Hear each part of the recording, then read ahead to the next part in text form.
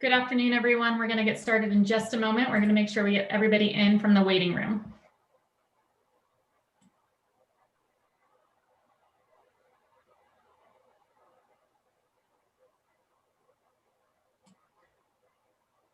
Okay, let's get started, everybody. Thank you for joining us today. My name is Melanie Parra. I'm Director of Communications and Chief Spokesperson at CU Boulder, and I'll be moderating today's call. Some quick housekeeping items before we get started. You'll be muted throughout the call, and when we get to Q&A, you can either raise your hand or you can place your question in the chat function at the bottom of your screen. And if you're on the phone, we'll reserve some time for you to ask questions during the Q&A portion. We'll do our best to get to all questions. And if we don't get to your question or you need a recording, you can reach out to us via cunews@colorado.edu. We will have the setting allowing you to record yourself if that's something that you need. And if you need a copy and you're not recording it yourself, please reach out to us directly at cunews@colorado.edu and we will get you what you need. On today's call, we have Phil DeStefano, Chancellor of CU Boulder, Russell Moore, CU Boulder Provost, and Pat O'Rourke, CU Boulder Interim Executive Vice Chancellor and Chief Operating Officer. We're going to begin with opening remarks from Chancellor DeStefano. Thank you, Melanie, and good afternoon to everyone. Let me get right to it. Due to the current COVID-19 projections nationally and within our state, our spring 2021 term will start remotely for at least the first month. We intend to resume in-person instruction with ample on-campus activities and experiences on February the 15th. We will follow up on this on January the 14th to confirm our plans based upon the latest information available at the time. Additionally, we've made the difficult decision to hold a virtual spring 2021 commencement ceremony. These decisions are based on the best COVID-19 case projections by the state and in consultation with both state and local health officials.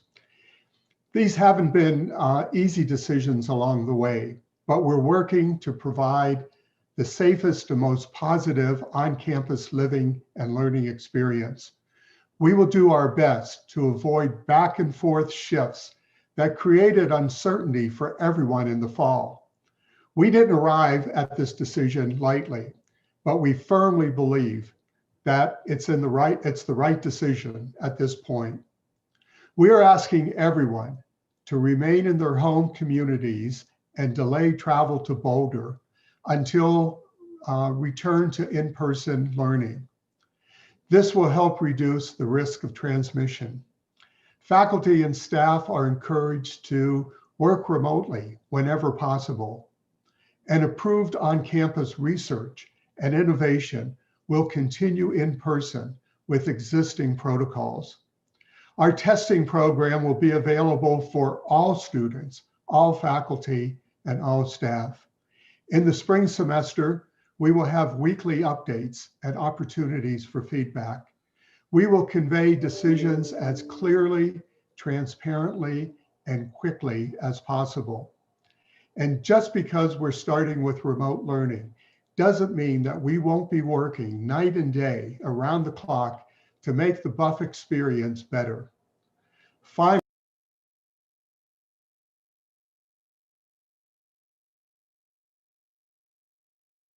Chancellor, you went on mute. I apologize. We will convey, let me just go back, decisions as clearly and transparently as possible. And just because we're starting with remote learning doesn't mean that we won't be working around the clock to make the Buff experience better. Finally, we will have a campus Q&A session on Tuesday, December 15th at 12:30 p.m. It's important for us to hear the community's concerns, answer their questions, and stay connected. And I want to say to the Buff community that I'm disappointed in the changes we're needing to make right now, but we just need to hang in there for a little while there's a light at the end of the tunnel. This has been a challenging term, and I hope everyone has a safe and a healthy holiday season. Thank you. Thank you, Chancellor DeStefano. We'll now open up the call for Q&A. If you have a question, please raise your hand with the raise hand function at the bottom of your screen, and I'll call on you. You can also use the chat function if you prefer. And for those who called in, I'll periodically allow time to answer your questions. And finally, please introduce yourself and your news organization at the beginning of your question. With that, we will take our first question. Mark Salinger. Hi there, this is Mark Salinger with 9 News. Thank you for taking the time to speak with us and address our questions. As you probably heard, there's a group of students on campus who have said, if we're learning remote for an extended period of time, as has already happened earlier this year with the semester so far, and now going into spring semester with remote learning, that they want to see some sort of tuition adjustment, either less tuition or credits for tuition, something that addresses remote learning and the tuition that they're paying. Is there any talk right now about addressing those concerns about how much tuition students are paying for remote learning? Chancellor. Not at this time. We feel very strongly that students are getting a quality education with remote learning, and we've invested in remote learning with our faculty through our Center for Teaching and Learning. And Pat, I'll see if you have anything to add to that. Thank you, Chancellor. The only thing I would add is that what we are talking about is not a situation where we are anticipating being fully remote for the spring semester. We're going to be delaying slightly in coming back. Obviously, that's dependent upon our ability to be able to return on the COVID dial.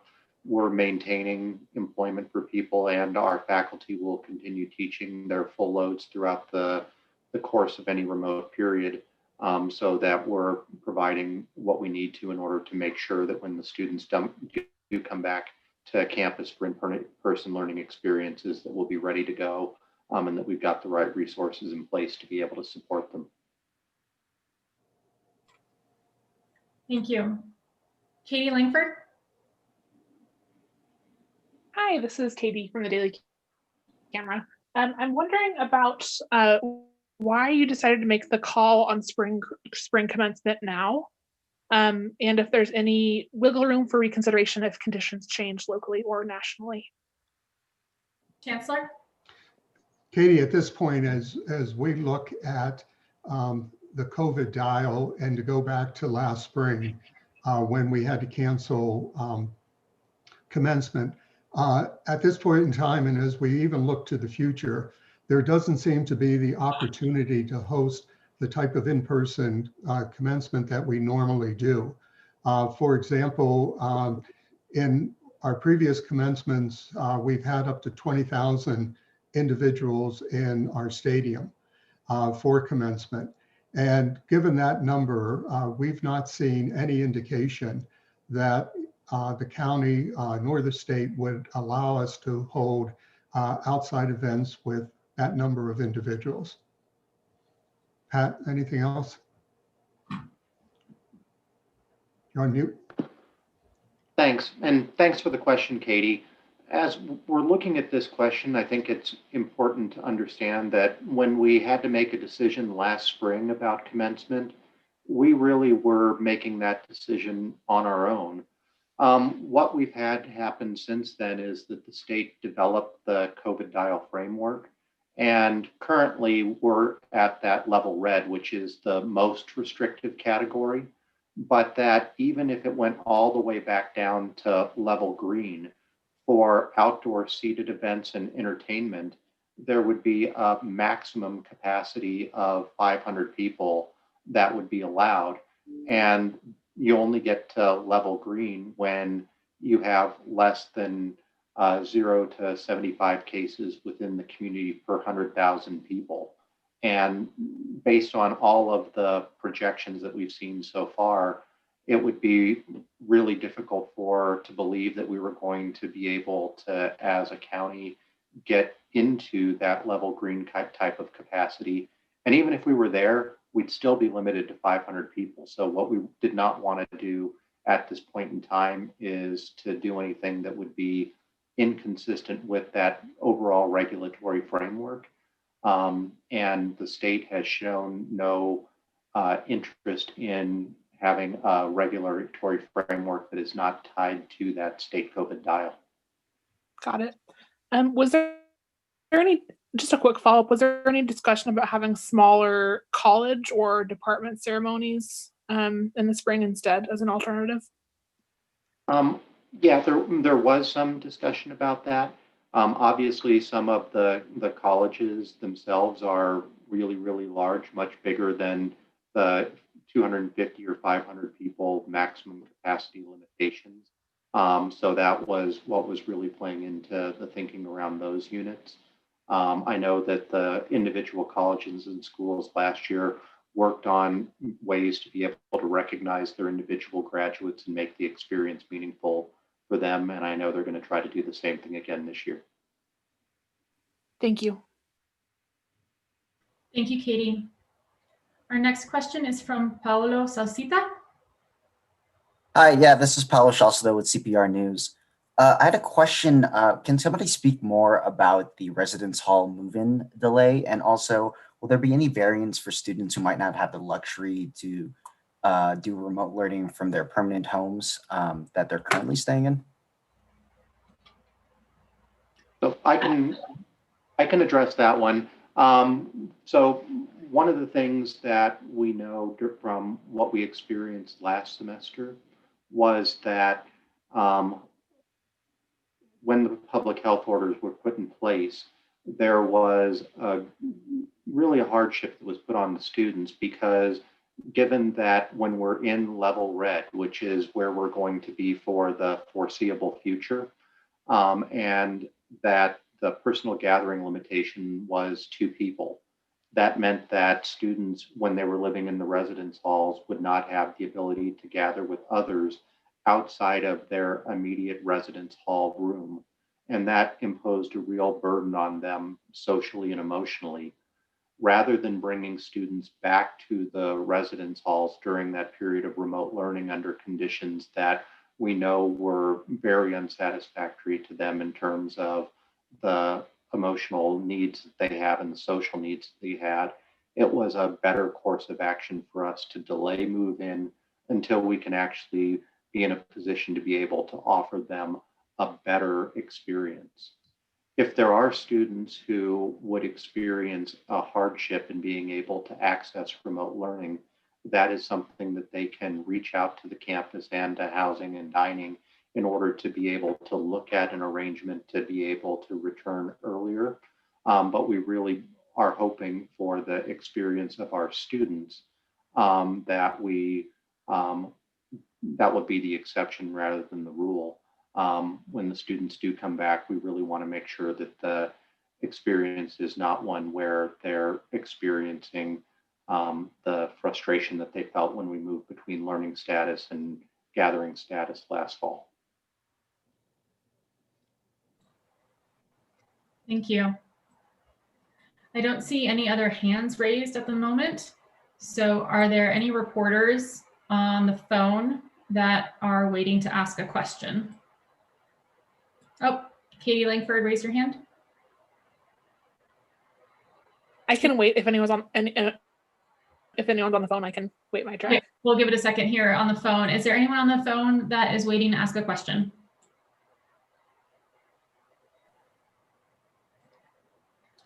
Katie, I think you can go ahead. Okay. Has there been any discussion about bringing back a more traditional spring break, given that students will already be remote for that first bit of the semester? Russ, I'll turn that over to you. Yeah, there has not been a discussion of restoring a traditional spring break. Again, this is based on a public health safety protocol. So what we are planning on doing is to provide wellness days through the course of the semester when students are back on campus. And in addition, we're working with the deans of all of the schools and colleges to talk about the possibility of having a pause week during which we would not provide exams. We would continue to hold classes and provide social activities for our students, but try to take a little of the stress and the pressure off our students in the course of the semester. What we're trying to prevent is a situation where large numbers of students would travel away from campus and then back to campus in a short period of time in an effort not to overwhelm our testing protocols in order to keep both the campus and the Boulder community safer. Has there been any discussion about what move-in would look like mid-semester? So yes, and it would not look that much different than traditional move-in. We would be getting that in the week before the resumption of regular classroom instruction. As part of that, we would be scheduling move-in so that it would not be occurring all at once, and having testing and other protocols to make sure that as we're doing it, we're reducing density of the population on campus as people are moving in, and making sure that we've got the ability to have people returning into the residence halls under the conditions with the greatest degree of safety. Thank you, Katie. Next hand raised is Mark Salinger.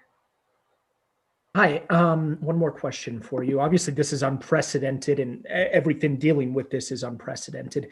I'm wondering, are there lessons that you've learned through this fall semester in bringing students back to campus and then sending them back home, and how to do all of this that guided your decision to resume or to continue with virtual learning for the spring semester, those lessons that you've learned?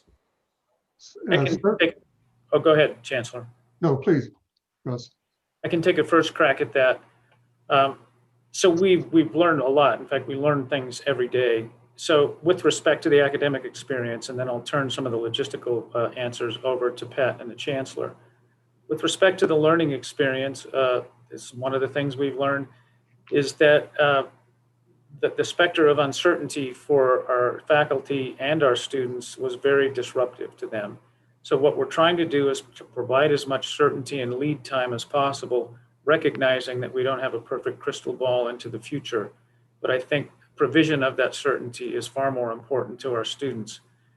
We are also staffing our faculty with OIT resources, Office of Information Technology resources, and our Center for Teaching and Learning to provide more resources for our faculty who are engaging in both hybrid and remote teaching, as well as resources to faculty who are providing in-person experiences.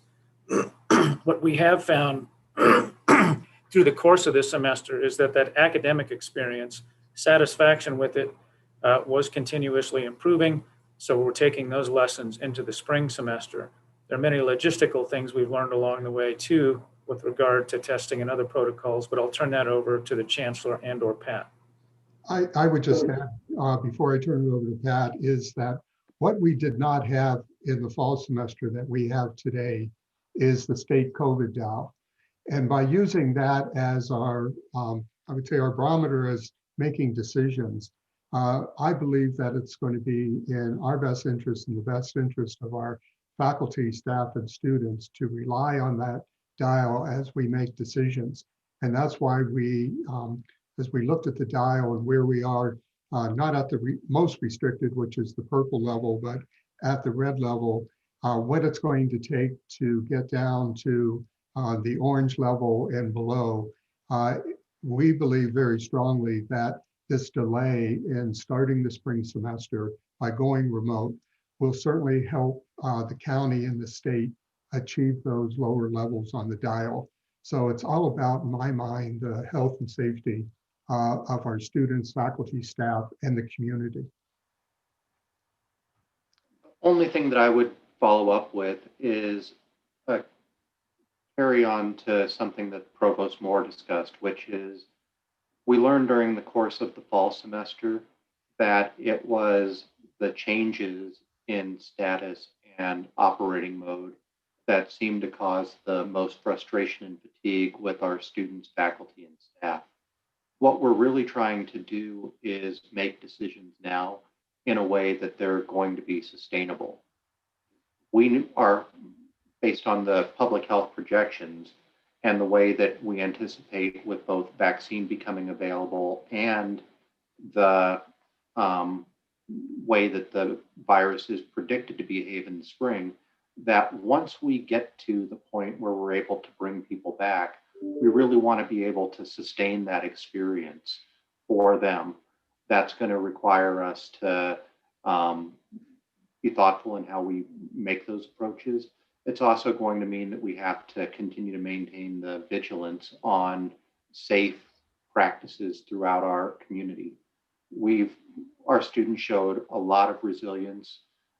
There were periods where we had spikes. They helped us get them back under control.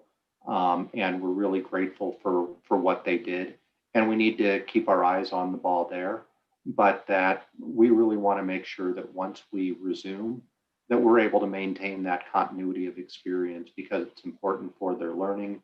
It's important for their social ability to be able to interact with each other, come to school, make friends. So we want to do that. The other thing that we really learned is we had worked well with the county and the state and the city, but the experience of the last semester really deepened those relationships. We learned how to make decisions together to be able to respond for the community, and we're going to continue to keep those relationships intact so that we're able to respond quickly and be in a good place to be able to address concerns when they arise with the least degree of disruption. Thank you. We have about 8 minutes left for our media availability, and we have 3 hands raised right now. Next is Lucy Haggard. Hi, all. I got a couple questions, but we'll start with this one because this is probably the most important for me.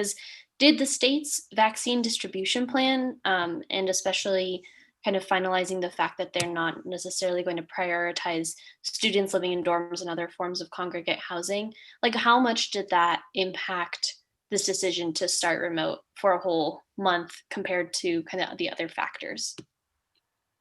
I can take that one, which is it really didn't. The decision that we made was in the works even before the state revised its criteria on the congregate housing yesterday.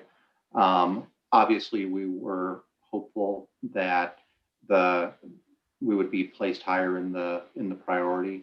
But we knew that even under the best of circumstances, that was not going to be something that would be in place for us by mid-February. So our projections were really based upon the public health modeling. Once that vaccine does become more widely available, it's definitely going to influence our thinking as we go forward about what we're able to do and the experiences that we're able to provide as that vaccination is more widely available and the immunities take effect more broadly in the community. But it didn't affect the timing of this particular decision. And just a quick follow-up on that, if I can, when you do end up bringing students back, whether it's mid-February or later, do you have a specific hierarchy of what students would be coming back to in person versus which ones would stay with some or all remote? I guess I'm wondering, like, are you looking for specific classes or types of classes there? I can take that one, Lucy. So what we're anticipating when we come back to in-person offerings is there'll be an increase in the number of in-person offerings. Last semester, it was about 25% of our offerings were in person. This semester, we anticipate around 30% of our offerings will be in person. Probably another 20% will be hybrid offerings, which is a combination of in-person and remote. And then about half of our offerings will continue to be remote, but in an enhanced remote way. And I think earlier in one of my answers, I alluded to the extra resources from OIT and the Center of Teaching and Learning that we're providing for all of our faculty. Next, we're going to have a question from Taylor Lee Shaw. What outlet are you with? Hi, I'm an editor with The Bold. Thanks so much for both of your time. I was just wondering, Residence Life has said that in-person instruction, if it resumes on February 15th, then move-in for students will happen on the 7th. However, if in-person instruction does not resume, is there a chance that the move-in date will be further delayed? Yeah, Taylor, that's possible. We want to try to be in a situation where if it's not appropriate for us to resume in-person instruction, it may not be appropriate to have people returning to the residence halls because it means the disease conditions in the community are not abating in the way that we're hoping that they would. What we really need to be able to do to assess both the date for making sure that we're okay to return for in-person instruction and return to the residence halls is to look at the modeling in very early January. That will show us what has happened through the holidays and what type of spike, if any, that there has been. And we are committed to really being able to communicate very early in that period about where we think things are and be able to firm up the commitments on those dates. It really is tied less to a date, though, than where we are on the COVID dial, and making sure that we're estimating well when we think we're going to be able to change status, because that's probably the more definitive thing than the dates themselves. Thank you. We have 3 minutes left. Mark Rooney, you have your hand up. What outlet are you with? Hi there. I'm borrowing a computer right now, so my name is actually Kristen Chapman, but I'm with Fox 31. Okay. I'm just wondering, because I know part of the experience is the reason why people choose to attend CU Boulder. So I'm just curious, what do you guys have to say to students who want the tuition lowered and are afraid of the education they're going to get while they're doing these Zoom calls versus in-person learning? Russ? Go Yeah, ahead, Tim. I can take that. So generally, we found the academic experience, the classroom experiences, it hasn't been perfect, but there's been a fairly high degree of satisfaction with that. I think what students were actually craving was more of the traditional college experience, the extracurriculars and the socializing that goes on that just could not happen during the fall semester. What we're doing, though, is we are providing for more events, more programming in support of our students throughout the spring semester. We're, in addition to virtual programming, as allowable by the state dial, we're planning on in-person gatherings that can be conducted safely and under supervision of our campus folks. And then we're having a number of activities. I'll just give you a few examples. New offerings in terms of painting classes, take a menu from home and then try to get students' best menus and give it to our dining staff so that they can prepare personal home favorites, a number of activities like that. So that's also in the category of things we've learned over the fall, is there are ways now that we can deploy activities that I think will satisfy that social aspect that students so crave, particularly in their freshman and sophomore years. Pat, was there anything you wanted to add? No, I was thinking Russ did a great job. Okay. Well, Katie, you can ask our last question. Thank you. I wanted to circle back to the discussion about the COVID dial. Chancellor, you had mentioned that was really important for the campus to look at. Is there a specific level on the state dial that you want to see the county at before bringing students back for in-person learning? Well, in my mind, Katie, as we talked before, we're not in the most restricted. That's obviously the stay at home in purple, but we're in the red level. And for me to get down to the orange level is really important for us to make a decision about bringing students back. And the reason for that is it's based upon the number of positive cases per 100,000. And we need to get back to, somewhere where we were prior to November, so that we could continue our in-person classes, and that we can have, as Russ pointed out, some of these small groups. So for me, certainly moving down to the orange level, anything below that would be wonderful. But Pat, I don't know if you agree with that or not. No, I absolutely agree with that. Within all of the COVID dial levels, there's some very limited ability in level red and level purple to have some degree of in-person instruction, but not to the same extent that we would want to be able to offer for the student experience. But the thing that is really important is that in level red, that personal gathering limitation of 2 people in the way that it would have that effect on the student experience is really the thing that we've been most concerned about.